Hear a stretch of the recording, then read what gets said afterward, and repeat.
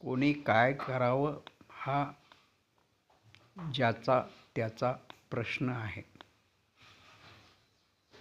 मी 2 दिवसांआधी एका जणाकडे जेवायला गेलो. पोटभर जेवलो, पण मी त्याच्या घरी हात धुतला नाही, कारण त्याची विचारसरणी मला पटत नव्हती. म्हणून मी अशा पद्धतीने निषेध व्यक्त केला. अगदी तीच तऱ्हा आपल्या क्रिकेटच्या कॅप्टनचीही आहे ना नवल.